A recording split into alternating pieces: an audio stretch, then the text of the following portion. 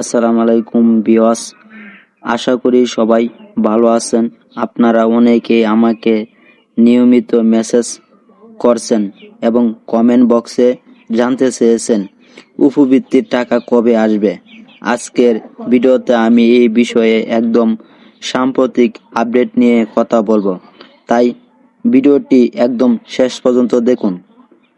বন্ধুরা, আমি সবসময় সঠিক আপডেট দেওয়ার জন্য এই চেষ্টা করি। আমি চাই ইউটিউবে লাইফ টাইম কাজ করার জন্য। আমার এই চ্যানেলে সবসময় আপনারা সঠিক ইনফরমেশনটা পেয়ে যাবেন। তাহলে চলুন ভিডিওটি শুরু করা যাক। ভিডিওটিতে একটা লাইক দিন, চ্যানেলে নতুন দর্শক হয়ে থাকলে চ্যানেলটি সাবস্ক্রাইব করে দিন। ভিউয়ার্স, আপনারা জানেন উপবৃত্তির টাকা সরাসরি সরকারের ডাটাবেস থেকে শিক্ষার্থীদের মোবাইলে ব্যাংকিং অ্যাকাউন্টে যেমন নগদ বা বিকাশ পাঠানো হয়। অনেক সময় সার্ভারের সমস্যা বা তথ্যের সরঞ্জামতার কারণে টাকা পেতে দেরি হতে পারে।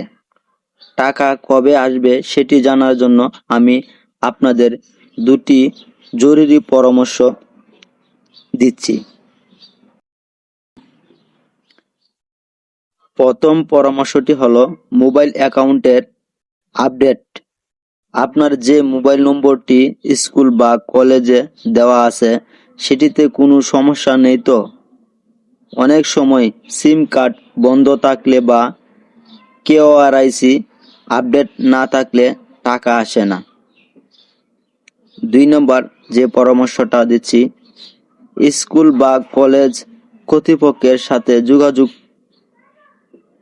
টাকা আসার বিষয়টি নিশ্চিত করার সবচেয়ে সহজ উপায় হলো আপনার প্রতিষ্ঠানের অফিস সহায়তাকে সাথে যোগাযোগ করা, কারণ অনেক সময় প্রতিষ্ঠান থেকে তথ্য পাঠাতে দেরি হলে পেমেন্ট আটকে যেতে পারে। অনেকের মনে প্রশ্ন থাকতে পারে, অন্যরা টাকা পেয়েছে আমি কেন পেলাম না? এর কারণ হতে পারে হয়তো আপনার প্রোফাইল বা ব্যাংক তথ্য কোনো ছোটখাটো ভুল আছে। দেরি না করে দ্রুত আপনার প্রতিষ্ঠানের সংশ্লিষ্ট শিক্ষকের সাথে কথা বলুন। আশা করি আজকের ভিডিওটি আপনাদের উপকারে আসবে। টাকা সংক্রান্ত কোনো আপডেট পাওয়া মাত্রই আমি আপনাদের ভিডিওর মাধ্যমে জানিয়ে দেব, তাই চ্যানেলটি সাবস্ক্রাইব করে রাখুন এবং বেল আইকনটি প্রেস করে দিন। আপনার কোনো মতামত প্রশ্ন থাকলে কমেন্টে জানান। দেখা হবে পরের ভিডিওতে। ভালো থাকবেন। আল্লাহ হাফেজ।